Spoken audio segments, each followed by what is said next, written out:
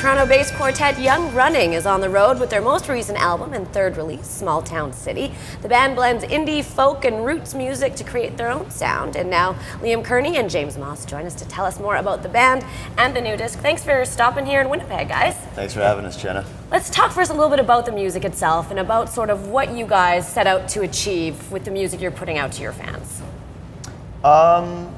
We are, a couple of years ago, we decided to go just folk. We were doing a lot of rock stuff back then. We decided we wanted to do the acoustic instruments, simple orchestration, and it's kind of been growing. It was really simple before. It's gotten a little bit more complex, but not so much so. The songwriting has been getting better and better, and we just like to keep it honest. Keeping it honest, that's good. Well, you guys, a lot of you in the band from small towns, all kind of now together in Toronto. Let's talk a little bit about how maybe your sort of backgrounds and where you grew up influenced Small Town City. Well, I think coming from a small town makes you think simply about a lot of things, and it's great that we can encompass that into the music that we're creating. And me and Liam are from Northern Ontario, so there's no limit to the amount of things that can inspire you in Northern Ontario, whether it be the lakes or the trees, so we've lucked out actually coming from the smaller towns. From a beautiful place, and sometimes where there's not a lot to do, but be creative.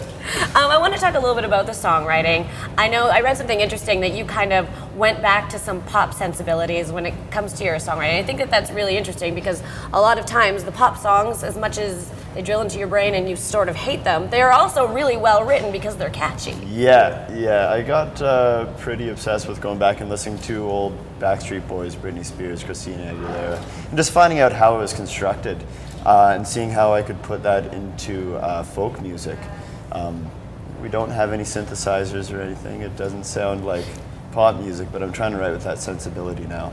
I think that's a really interesting approach. That's very cool. And also on the production side of things as well, sort of in your new little community in Toronto, you've joined forces with someone who's worked with the Beauties in the past. And let's talk a little bit about what Derek's bringing to the table.